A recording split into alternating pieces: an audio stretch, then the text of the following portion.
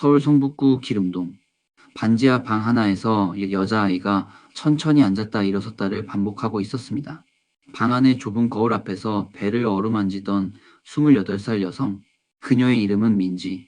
간호사로 일한 지도 벌써 7년 차에 접어들었지만 오늘따라 손끝이 서툴렀습니다. 간호복 대신 얇은 트레이닝복을 입고 거울을 보던 민지의 눈가가 붉게 물들어 있었죠. 그날 아침 민지는 커튼도 열지 않은 어두운 방에서 두 줄이 선명히 떠 있는 검사용 막대기를 바라보고 있었습니다. 생리 예정일을 넘긴 지 5일, 어제 밤새 뒤척이다.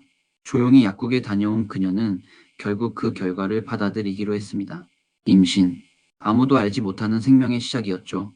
그 아이의 아버지인 윤석은 의사 수련 중인 남자였습니다. 친구의 소개로 만나 첫 만남부터 새벽까지 이야기를 나눴던 인연이었죠. 조용하고 책만 읽을 것 같던 첫인상과는 달리 그는 허브를 키우고 요리하는 섬세한 남자였고, 민지는 그와 함께한 시간을 곱씹으며 점점 미래를 그려나가기 시작했어요. 너무 신기하다. 네가 해준 떡볶이는 내가 고등학교 때 자주 가던 분식집 맛이랑 똑같아. 민지는 종종 그렇게 말하며 웃었고, 윤석은 약속이라도 하듯 답했죠. 내가 평생 그 맛, 내 입에서 잊히지 않게 해줄게. 처음엔 그저 그런 말인 줄 알았어요. 하지만 윤석은 아이 소식을 듣고도 흔들리지 않았습니다. 오히려 감격스러운 듯 말했다죠. 어차피 너랑 결혼 생각하고 있었으니 아이가 먼저 찾아온 거라며. 그 말에 민지는 눈물이 나올 뻔했습니다. 이제 막 전문의를 앞두고 바쁜 와중에도 윤석은 결혼식을 서두르자고 말했습니다. 민지도 그 뜻에 따랐죠. 신혼집은 그녀의 병원 근처로 정하고 본인의 부모님은 천천히 만나자며 일단 그녀의 부모님께 먼저 인사를 드렸습니다. 민지의 부모는 놀라워하면서도 이 남자가 진심이라면 믿어보자고 하셨죠. 하지만 평온은 그리 오래가지 않았습니다. 임신한 지 12주째 되던 날, 병원 근무 중 한 중년 여성이 민지를 찾아왔습니다. 낯선 얼굴의 그녀는 윤석의 어머니였습니다. 민지는 깜짝 놀랐지만 반갑게 맞았죠. 하지만 그녀의 말은 인사보다 훨씬 날카로웠습니다. 내 뱃속에 드네. 우리 윤석이 애라는 걸 나는 도무지 믿을 수가 없네. 민지는 심장이 쿵 하고 떨어졌습니다. 무슨 말을 해야 할지도 몰랐죠. 그녀는 임신 테스트기보다 무서운 하얀 봉투 하나를 꺼내 들었습니다. 이 돈이야. 뱃속 치우든지 혼자 살든지 쓰라고. 윤석이하고는 이제 끝내. 결혼 같은 소리는 듣기도 싫어. 그 말이 끝나자 민지는 자신의 입술이 파르르 떨리는 것을 느꼈습니다. 몸은 병원 유니폼을 입고 있었지만 마음은 벌써 땅에 꺼져 들어가고 있었죠. 민지는 봉투를 받지 않았습니다. 자신이 사랑하는 사람의 어머니가 어떻게 이럴 수 있는지 믿기지 않았어요. 마음 한구석에서는 분명 윤석이 모든 걸 해결해 줄 거라는 믿음도 있었습니다. 하지만 그 믿음은 단 사흘 만에 문자 한 통으로 산산이 부서졌습니다. 우리 그만하자. 너랑 결혼하는 건 아닌 것 같아. 뱃속 애가 내 아이인지도 모르겠고 아직 내 인생의 결혼은 무리야. 직접 말할 용기도 없어서 미안하다. 그 짧은 문장은 마치 나무 끝에 걸린 얼음송이처럼 민지의 심장을 그대로 얼려버렸습니다. 불과 일주일 전까지만 해도 아이가 딸이면 이름은 수아, 아들이면 지우라고 정하자며 웃던 그 사람이 이제는 그 아이가 자기 아이인지도 확신하지 못한다는 말을 아무렇지 않게 던졌죠. 민지는 멍한 상태로 몇 날 며칠을 보냈습니다. 그 사람의 집 병원 지인에게도 물어봤지만 그는 흔적도 없이 사라졌어요. 부모님은 민지를 끌어안으며 말했습니다. 지워. 그놈 때문에 너 인생 다 망칠 수는 없어. 그 말이 옳은 걸 민지는 알고 있었습니다. 하지만 그녀는 쉽게 포기할 수 없었죠. 뱃속에 아이가 생기고 그의 존재를 느낀 순간부터 민지는 이미 그 아이의 엄마였습니다. 그리고 어느 날 밤 민지는 이상한 꿈을 꿉니다.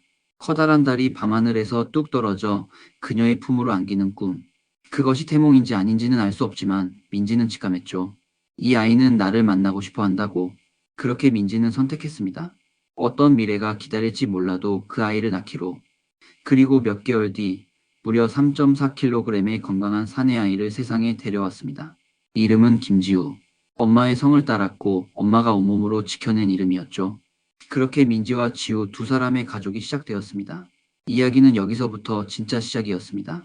서울 북부의 늦가을은 생각보다 찬바람이 빨랐습니다. 병원 근무를 마친 민지는 아파트 현관 앞에서 유모차를 끌고 나왔습니다. 지우는 이제 돌을 막 지났고 세상을 보며 깔깔대기 시작했죠. 아기띠 속에서 나오는 따뜻한 숨결과 발버둥치는 작은 손, 민지는 그게 전부였습니다. 지우야, 우리 오늘은 좀 먼데 가볼까?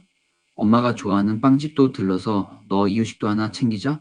아이와 대화하는 시간은 민지에게 가장 단단한 순간이었죠. 혼자라는 사실은 슬프지 않았습니다. 오히려 더 단단해지기 위한 연습이라고 민지는 그렇게 생각하려 했었어요. 하지만 현실은 녹록지 않았습니다. 간호사라는 직업은 밤낮이 없고 유독 육체적으로 버거운 직종이었습니다. 근무를 마치고 집에 돌아오면 새벽이었고 지우가 울거나 아프면 쉬는 날도 온전하지 않았어요. 민지는 자신이 얼마나 지쳐 있었는지 자신조차도 모를 만큼 피로에 익숙해져 있었습니다. 엄마, 오늘도 괜찮아. 오늘도 이겨냈어. 욕실 거울 앞에서 그렇게 중얼대는 날이 많아졌고 눈 아래 다크서클은 화장으로도 가려지지 않았죠. 민지의 부모는 딸을 사랑했지만 여전히 씁쓸한 마음을 감추지 못했습니다. 그들은 딸이 한 남자의 배신으로 혼자가 되었고 그 아이까지 키우고 있다는 현실이 견디기 어려웠던 거죠. 특히 아버지는 말없이 담배만 피우며 툭 내뱉었습니다. 왜 그렇게 고집을 부렸는지 참 아직도 모르겠다. 그래도 민지는 부모에게 도움을 청하지 않았습니다. 그들을 실망시킨 딸로 남고 싶지 않았고 자신이 감당한 선택에는 끝까지 책임지고 싶었죠. 하지만 어느 날 모든 게 무너질 듯한 순간이 찾아왔습니다. 그날은 병원 스케줄이 꼬여 갑자기 태타로 나가야 했고 지우를 맡길 시터는 개인 사정으로 못 오게 됐습니다. 손이 발이 되도록 빌 곳이 아무 데도 없었고 민지는 주저하다 결국 어머니에게 전화를 걸었습니다. 엄마, 나 부탁 좀 해도 돼요? 저 정말 단 하루만 나 아침 일찍 병원 들어가야 되는데 지우 좀 봐줄 수 있어요? 전화기 너머로 잠시 침묵이 흘렀습니다. 그리고 들려온 어머니의 목소리는 단호하면서도 약간 떨리고 있었죠. 데리고 와, 데려와. 민지는 그 말만으로 눈물이 터질 뻔했어요. 바로 아기를 안고 본가로 향했습니다. 현관 앞에서 아이를 안고 인사를 드리는 순간 어머니의 두 팔이 그녀를 꼭 끌어안았습니다. 미안하다, 민지야. 네가 얼마나 했었는지 이제야 보인다. 그날 이후 어머니는 가끔 지호를 돌봐주셨고 민지는 그제야 조금 숨을 돌릴 수 있었죠. 그래도 혼자라는 마음은 쉽사리 지워지지 않았습니다. 지우가 조금씩 커가면서 사람들의 시선도 차가워졌습니다. 놀이터에 아이를 데려가면 어김없이 이런 말이 들려왔어요. 어머, 아빠 안 닮았네? 그럼 엄마 쪽인가 봐요. 지우 아빠는 뭐 하세요? 그럴 때면 민지는 최대한 자연스럽게 웃으며 대답했죠. 지우는요, 아빠 없는 대신 엄마가 두 사람 목해요. 민지는 그런 질문이 아이에게 닿지 않도록 늘 신경을 곤두세웠습니다. 언젠가 아이가 크면 아빠라는 단어의 빈자리를 느끼게 될까봐 두려웠고, 그래서 더욱 당당해지고 싶었죠. 하지만 육체는 거짓말을 하지 않았습니다. 허리 디스크, 만성 위염, 수면 부족으로 인한 편두통. 민지는 거의 종합병원처럼 아팠고 동생은 혀를 차며 말했습니다. 누나, 이제 좀 쉬어야 하는 거 아니야? 그렇게 살다가 쓰러지면 지우는 어떡하려고. 그 말이 민지의 가슴을 깊게 찔렀습니다. 그렇게 살아온 것이 지우를 위한 길이라고 믿었는데 혹시 지우에게 짐이 되진 않을까 불안해졌죠. 그래서 민지는 결심했습니다. 체력을 길러야 한다고. 건강한 엄마가 되어야 한다고. 그녀는 배드민턴 동호회에 가입했고 그것이 새로운 전환점이 될 줄은 그때는 미처 몰랐습니다. 운동을 시작하고 땀이 흐를 만큼 뛴 날은 희한하게 기분이 가벼웠습니다. 민지는 몸이 조금씩 회복되는 걸 느끼며 자신감도 회복되고 있었죠. 그러나 그곳에서 또다시 누군가가 그녀에게 다가오기 시작했습니다. 지우 엄마, 나랑 커피 한잔 하실래요? 그 목소리는 낯설면서도 따뜻했고 민지는 자신도 모르게 심장이 두근거리는 것을 느꼈습니다.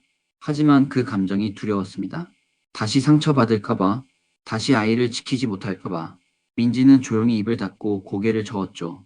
혼자가 익숙해졌다고, 괜찮다고 그렇게 또 한 번 스스로를 숨기려 했습니다. 하지만 그 남자는 그렇게 쉽게 물러서지 않았습니다. 그리고 민지는 다시 한번 인생의 길목에 서게 됩니다. 상우라는 남자는 39, 대기업의 팀장이었고 늘 말수가 많지 않았지만 눈빛이 진중한 사람이었습니다.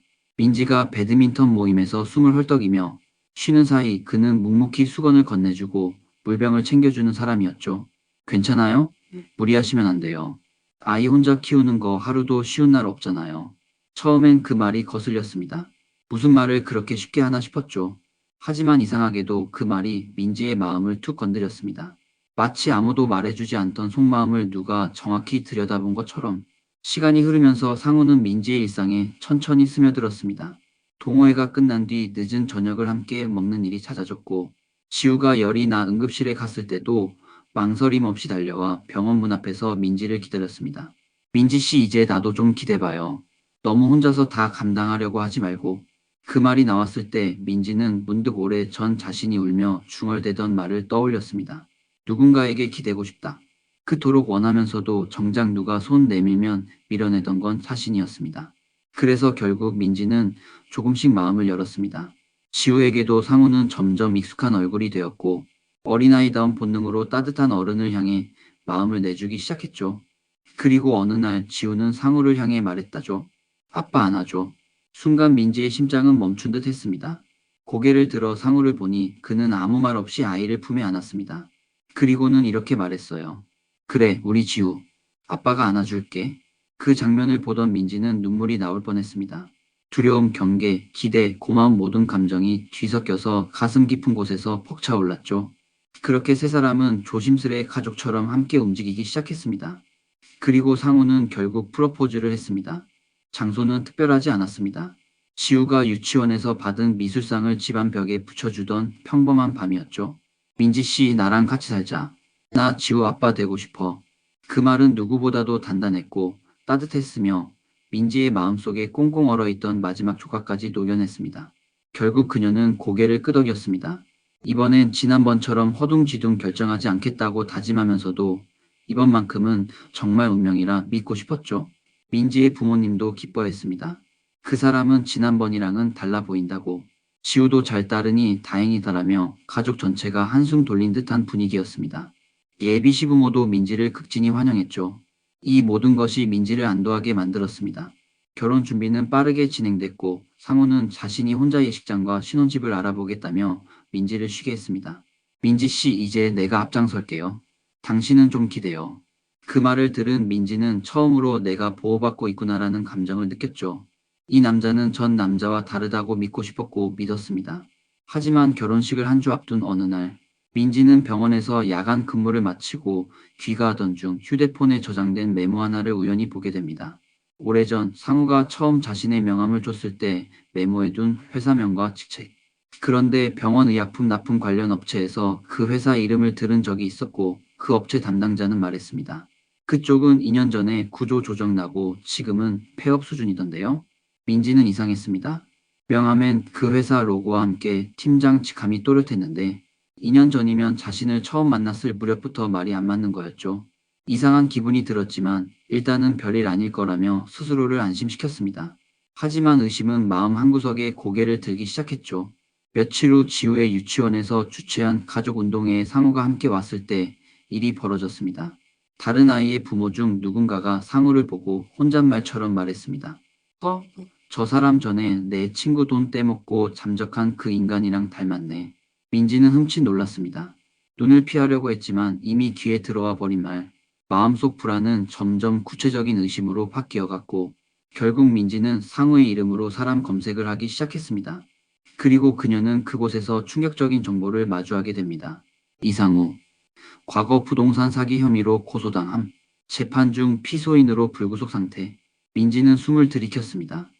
기시감처럼 떠오르던 불안이 결국 현실이었습니다. 또다시 같은 악몽이 반복되는 걸까요? 그날 밤 민지는 상우가 잠든 사이 그의 휴대폰을 조용히 확인했습니다.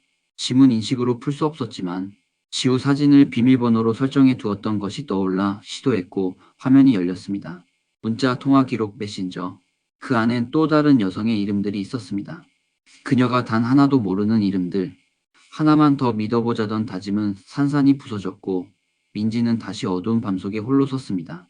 그러나 이번에는 달랐습니다. 민지는 무너지는 대신 휴대폰 화면을 캡처했고 그 남자가 저지른 일들을 하나하나 정리했습니다. 그리고 마지막으로 남자의 얼굴을 조용히 바라보며 속상했습니다. 이번엔 절대 무너지지 않을 거야. 민지는 그날 밤 상우의 휴대폰 속 메시지와 사진을 스스로 수십 번씩 확인했습니다. 일부는 그녀가 예상했던 것보다 훨씬 노골적이었고 또 다른 일부는 너무 교묘해서 그가 얼마나 능숙하게 감정을 조작해왔는지를 느끼게 했죠. 다음 날 아침 상우는 아무 일도 없다는 듯 환하게 웃으며 말했습니다. 오늘 저녁엔 지우랑 셋이 외식할까? 고기 먹으러 가자. 그 말을 들으며 민지는 마음속으로 되뇌었습니다. 이 사람 정말 뻔뻔하구나. 아니면 내가 너무 바보였거나. 하지만 민지는 침착했습니다. 이제는 이전처럼 눈물로 무너지고 싶지 않았습니다. 곧 있을 결혼식이며 예비 시부모에게 알린 상황들, 아이 앞에서 보였던 그의 모습까지 모든 것을 하나하나 되짚은 끝에 민지는 이번엔 도망치지 않기로 결심했죠. 그날 저녁 약속한 고깃집이 아닌 한 조용한 카페에서 상우를 만났습니다. 지우는 부모님께 맡긴 상태였고 민지는 담담하게 말했다죠. 우리 얘기 좀 해요. 진짜로. 상우는 뭔가 감지한 듯 눈빛이 미세하게 흔들렸습니다. 그리고 민지는 준비해온 서류 뭉치를 테이블 위에 조용히 올렸습니다. 상우의 고소 이력, 채무 기록, 그리고 다른 여성들과의 연락 내역까지 정리된 파일이었죠. 이거 뭐야? 진실이에요. 내가 알고 싶은 진실. 상우는 더 이상 말을 잇지 못했습니다. 처음엔 변명하려다 결국 침묵했죠. 민지는 물었습니다. 처음부터 이럴 생각이었어요? 아님 그냥 또다시 속일 수 있을 거라고 생각했나요? 상우는 고개를 숙였습니다. 그 침묵이야말로 대답이었고 민지는 더 이상 그 자리에 머물 이유가 없었습니다. 그녀는 자리에서 일어나 마지막으로 말했어요. 지우 앞에서 좋은 사람처럼 굴지 말아요. 그 애는 상처받을 자격 없어요. 더 이상 그 어떤 실험도 감정도 지우 인생에 끌어들이지 말아줘요. 민지는 집으로 돌아오는 길에 하늘을 올려다봤습니다. 겨울 초입의 차가운 바람이 그녀의 뺨을 스쳤지만 오히려 그 바람이 정신을 맑게 해주는 듯 했죠. 며칠 후 민지는 상우와의 모든 연락을 끊었습니다. 지우 앞에서도 특별한 설명은 하지 않았어요. 그저 아주 조용히 아이의 머리를 쓰다듬으며 말했습니다. 지우야, 우리 셋이 될 수 있을 줄 알았는데 아직은 둘이 더 잘 어울리는 것 같아. 지우는 여전히 말이 서툴렀고 엄마의 눈빛을 온전히 이해하지 못했지만 작은 손으로 엄마의 손을 꼭 쥐었습니다. 그 작은 온기가 민지를 다시 살게 했습니다. 그 후로 민지는 더 강해졌습니다. 더는 누구의 보호도 기대하지 않았고 누군가를 통해 지우의 자리를 채우려 하지도 않았습니다. 그녀는 지우와 함께 진짜 가족의 의미를 만들어가기 시작했죠. 유치원에 입학한 날 지우는 자기소개 시간에 이렇게 말했다고 합니다. 저는 김지우고요. 우리 집엔 아빠는 없고 엄마만 있어요. 근데 우리 엄마는 아빠도 할 줄 알아요. 그리고 엄청 웃겨요. 그 말을 들은 민지는 선생님께 전해 듣고 집에 와서 조용히 울었습니다. 기특한 아이, 작고 여린 아이가 세상에 맞서 웃으며 자라고 있다는 사실에 감사했고 스스로의 선택이 틀리지 않았다는 걸 처음으로 확신했죠. 어느 날 민지는 지우와 함께 사진관에 갔습니다. 오래전부터 찍고 싶었던 가족 사진. 엄마와 아들, 단둘이지만 아주 완전한 모습으로 사진 속에 담기고 싶었어요. 흰 셔츠를 맞춰 입고 아이는 활짝 웃었고 민지는 따뜻한 눈으로 지우를 바라보았습니다. 그리고 사진사가 셔터를 누르기 직전 민지는 아이에게 조용히 속삭였죠. 지우야, 우리 이제부터는 누구도 우리를 시험하지 못하게 하자. 엄마가 꼭 지켜줄게. 찰칵! 그 순간은 영원히 멈춘 듯 따뜻하고 단단했습니다. 민지는 그 사진을 지갑에 넣어 다니며 가끔 힘든 일이 있을 때마다 꺼내봅니다. 누구도 알아주지 않더라도 세상에서 가장 소중한 한 사람에게는 완전한 존재라는 것을 다시금 되새기며 그리고 오늘도 그녀는 그 아이를 위해 살아갑니다. 상처는 있었지만 흔들려도 무너지지 않았고 속았지만 결코 포기하지 않았으며 버려졌지만 끝내 자신을 지켜냈습니다. 그녀는 이제 누구의 그림자도 아닌 그 자체로 하나의 온전한 세계가 되었습니다. 구독과 좋아요, 알림 설정. 지금 이 순간 혼자가 아닌 우리 모두를 위해 잊지 말고 눌러주세요.